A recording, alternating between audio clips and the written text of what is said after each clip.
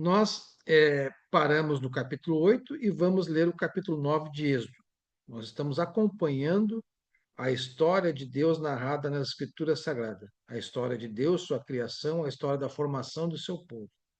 Então, eu só vou ler os versículos 30 a 32 do capítulo 8, só para a gente voltar na memória, né? Então Moisés saiu da presença do faraó e orou ao Senhor, e o Senhor atendeu o seu pedido. As moscas deixaram o faraó, ou seja, a quarta praga, então, terminou, Moisés orou, seus conselheiros e seu povo, não restou uma só mosca, terminou.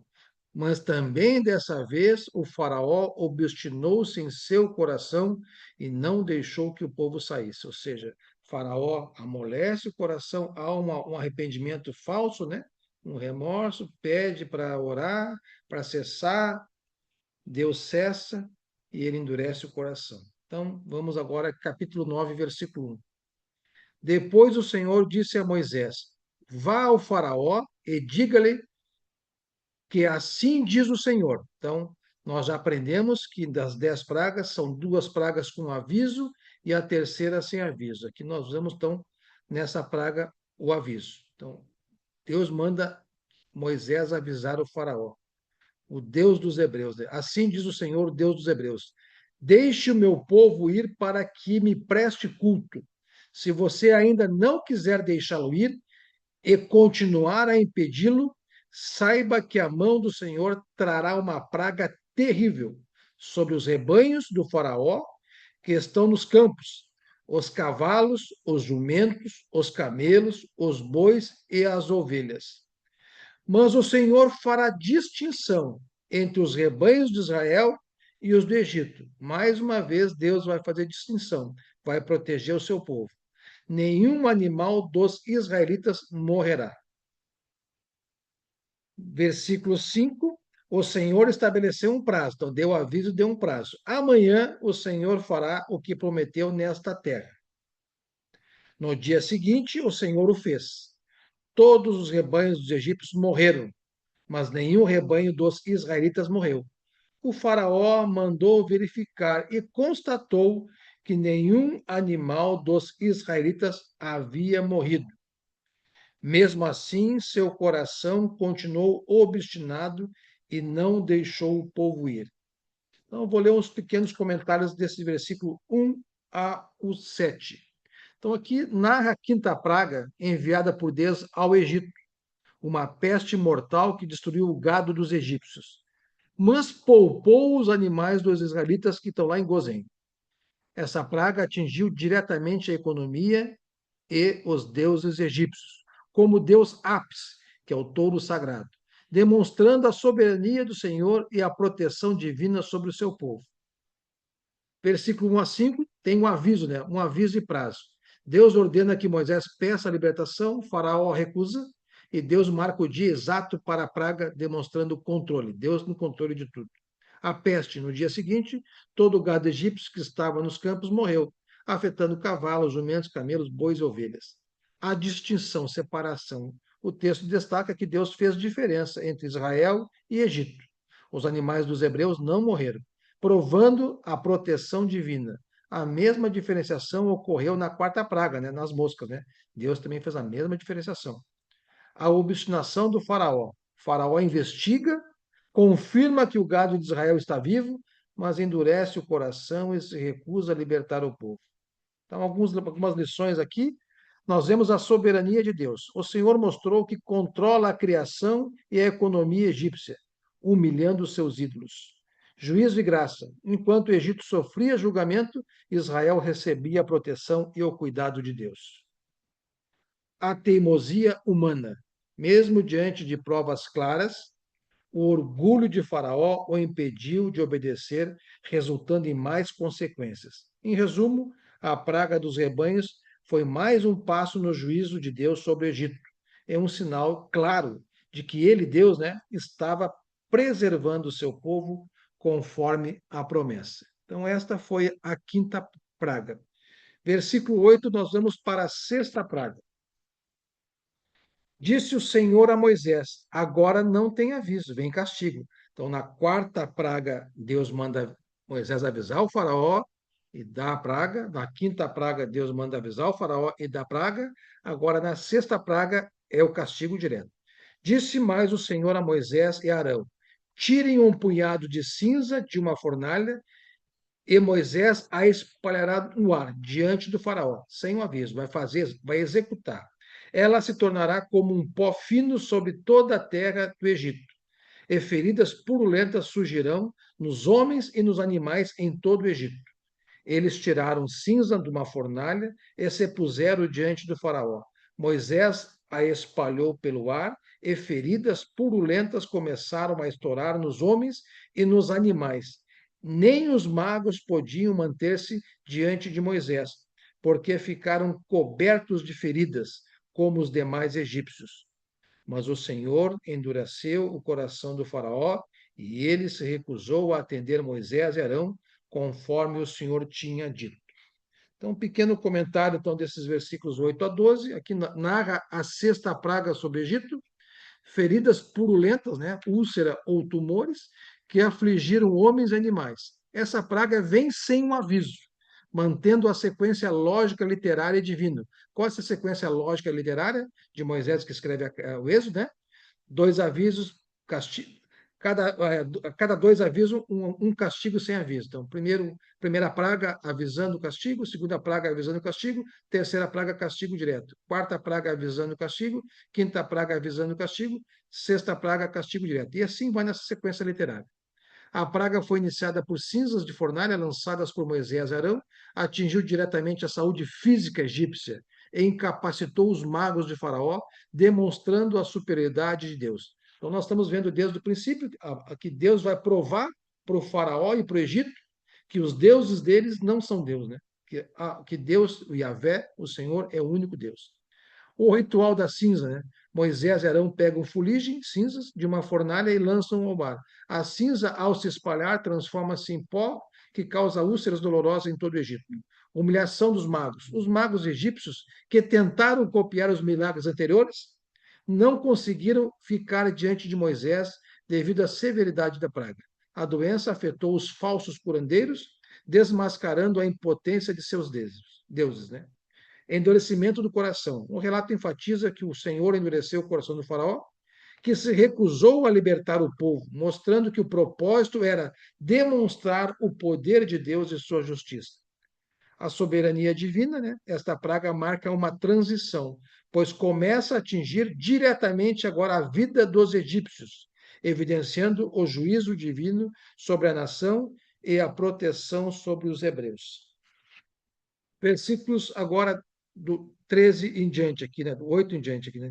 Versículos do 13 em diante do capítulo 9.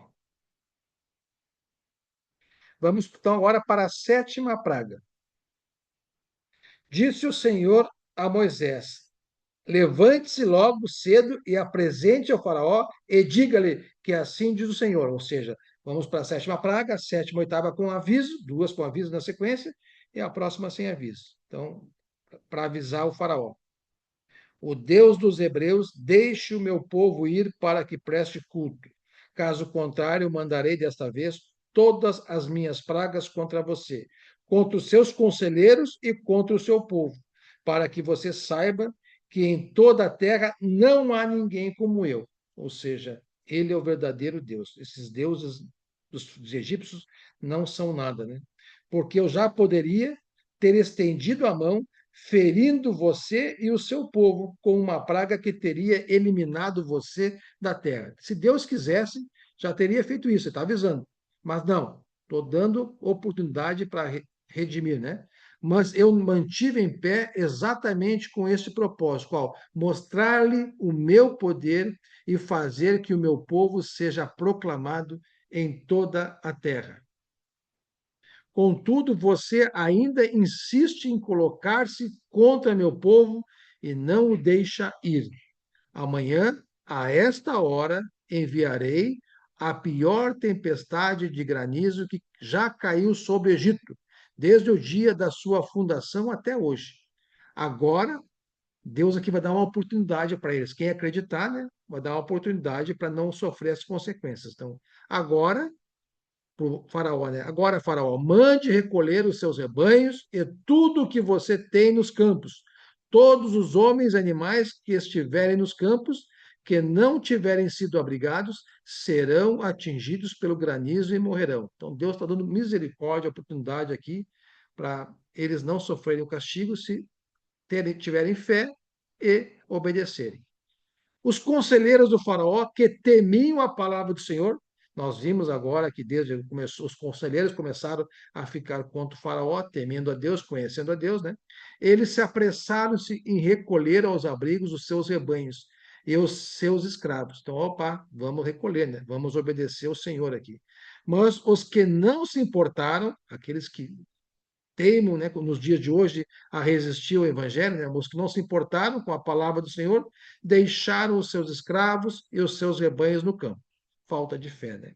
Então o Senhor disse a Moisés: estenda a mão para o céu, e cairá granizo sobre a terra do Egito, sobre homens, sobre animais e sobre toda a vegetação do Egito. Então, essa foi o versículo do 1 ao 22, do 13 ao 22. Eu vou ler um comentário rapidamente sobre esses versículos aqui. Então, aqui nós vimos que narra o aviso da sétima praga, chuva de granizo e fogo, sobre o Egito, intensificando o confronto entre Deus e Faraó. Entre Deus, provando que os deuses egípcios não são Deus, né? Deus demonstra sua soberania e poder para que seu nome seja anunciado em toda a terra. E nós vamos ver na sequência da leitura dos livros, né, que essa libertação do povo de Israel vai ser marcado. Todas as nações vão citar esse fato histórico e teológico e divino, né? Poupando os egípcios que temeram a Deus e recolheram seus animais, enquanto destrói o que estava no campo. Então Deus deu oportunidade de que os egípcios tivessem fé e recolhessem seus animais, né? O propósito do poder de Deus. Deus declara que poderia ter destruído o Egito rapidamente, mas manteve Faraó vivo para mostrar seu poder e fazer seu nome conhecido. A severidade do julgamento, a sétima praga, que é essa, né? É severa, granizo, trovões e fogo, destruindo a colheita, gado e pessoas que ficaram no campo, servindo como aviso final antes das pragas mais devastadoras que virão. O temor e a graça. O texto destaca que alguns egípcios temeram a palavra de Deus e protegeram os seus bens, mostrando que a salvação estava disponível para quem obedecesse, enquanto outros desprezaram e sofreram as consequências. Daqui eu tiro uma lição para os dias futuros, os dias de hoje, que o evangelho é para todos. Se a salvação veio primeiro para o povo de Israel, com a vinda de Cristo, a salvação veio para todos. Basta crer no evangelho.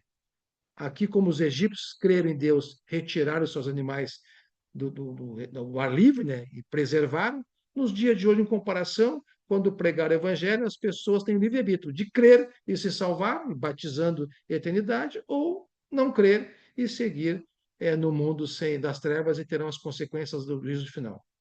A proteção de Israel, nós vimos aqui, a terra de Gozém, onde viviam os hebreus, não foi afetada pela praga, evidenciando a separação e proteção de Deus sobre o seu povo.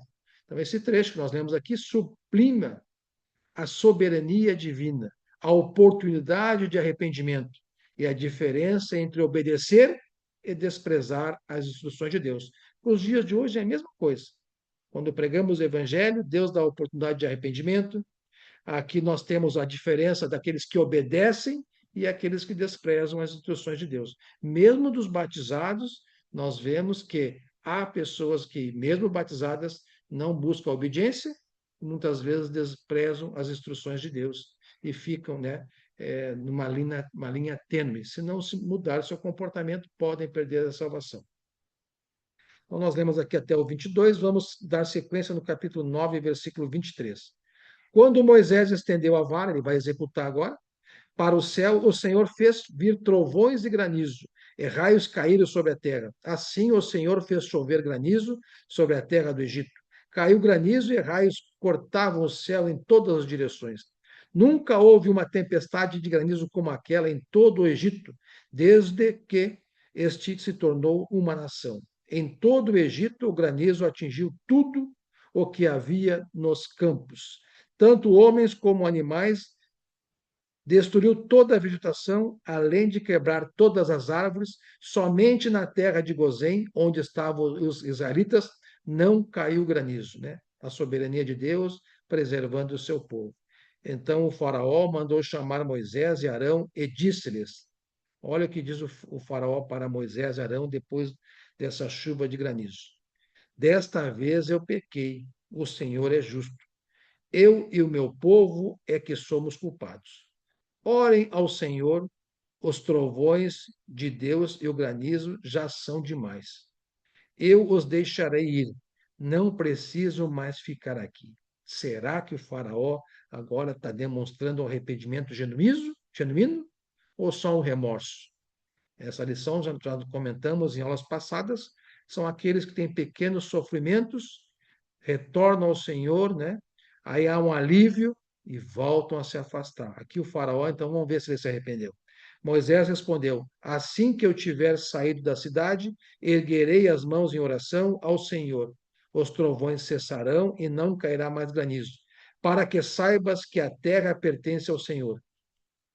Mas eu bem sei que tu, Faraó, né, e os teus conselheiros ainda não sabem que é tremer diante do Senhor Deus. O linho e a cevada foram destruídos, pois a cevada já havia amadurecido e o linho estava em flor. Todavia, o trigo e o centeio nada sofreram, pois só amadurecem mais tarde. Assim Moisés deixou o Faraó, saiu da cidade e ergueu as mãos ao Senhor. Os trovões e o granizo cessaram e a chuva parou. E agora? E o Faraó? Versículo 34. Quando o Faraó viu que a chuva, o granizo, os trovões haviam cessado, pecou novamente, obstinou-se em seu coração, ele e seus conselheiros. O coração do Faraó continuou endurecido e ele não deixou que os israelitas saíssem como o Senhor tinha dito por meio de Moisés, né? É aquilo que nós falamos, né? Às vezes Deus dá um alívio, as pessoas, ao invés de se arrepender mesmo, voltam a pecar e se afastar do Senhor. O faraó aqui, mais uma vez, né? Endurece o coração pelo alívio dado por Deus. Vamos ler os comentários desses versículos, então? Após a severa praga de granizo, Faraó reconhece formalmente o seu erro e o pecado de seu povo, declarando que o Senhor é justo. Da boca para fora, né? Embora peça orações para o fim da tempestade e prometa libertar o povo hebreu, esse arrependimento é superficial, motivado pelo medo e não por uma verdadeira mudança de coração. Lição para nós aqui: motivado pelo medo e não por uma verdadeira mudança de coração. O batismo, a conversão, tem que ser motivado no coração, por amor a Deus, não por medo. O arrependimento tem que ser sincero. Quantas vezes já vimos na história dos irmãos contando do Brasil, acontece, aqueles irmãos que se afastam, aí há sofrimentos lá fora, voltam arrependido, aí dá um alívio, voltam a se afastar, porque o arrependimento foi superficial. Então, é importante. O exemplo claro que nós temos na Bíblia de um arrependimento genuíno, o próprio Davi no Velho Testamento, nós temos também o próprio Pedro, que 3 vezes negou a Cristo e se arrependeu, chorou, e Deus reconheceu que era um arrependimento genuíno, tanto que quando houve a ressurreição, um dos anjos disse às mulheres, né, vá lá, diga aos apóstolos, né, aos discípulos, que ele está indo para Galileia, e também a Pedro, porque Jesus estava preocupado com Pedro e queria restaurar Pedro. Em João nós temos essa restauração. Também nós temos outros exemplos de mudança genuína, a própria parábola do filho pródigo, né? O filho que se afasta da casa e se arrepende amargamente e volta humildemente. Então, nós temos que entender o que é o arrependimento genuíno, o que é uma mudança. Isso acontece no coração e não do gesto para fora superficial. Então, uma confissão forçada. Faraó diz: desta vez pequei, o Senhor é justo, mas eu e os meus povos somos ímpios. É um reconhecimento raro de culpa da parte dele. Faraó admite que a tempestade é um julgamento divino e pede para acabar com os trovões de Deus. Arrependimento superficial. O texto mostra que o arrependimento de Faraó é motivado apenas pela dor e prejuízo da praga, e não por uma real conversão. Vou repetir. Mostra que é pela dor e não por uma real conversão. Às vezes já ouvimos isso, né? Às vezes as pessoas vêm pela dor, retornam a palavra, ao caminho, pela dor. Isso é importante, sofrer a dor, mas realmente entender e ter uma conversão genuína de coração. Aí, quando a dor acaba, ele tem que permanecer. Se permanece, é porque o arrependimento é genuíno. Se volta a pecar e se afastar, é porque foi só um arrependimento superficial pela dor. A dor terminou, volta a abandonar o caminho. Promessa de libertação. Ele promete libertar os israelitas, né? O que mostra o impacto da sétima praga, né? O faraó promete, o impacto foi tão grande que ele promete, promessa da boca para fora, né? Sobre a estrutura egípcia. Mais uma vez, não cumprirá a sua palavra, né? Nós aprendemos na Bíblia, nós cristãos, o que o seu sim seja sim, o seu não seja não. Eu vou parar a gravação aqui, só vou ler um capítulo hoje, até para ficar do gostinho, quero mais para quarta-feira que vem, para não ficar muito longa a aula, porque nós temos muitas lições neste capítulo, né? Nessas duas pragas que nós lemos aqui. Nós lemos a quinta, a sexta, aliás, três pragas, né? E a sétima praga. Lemos três pragas aqui hoje.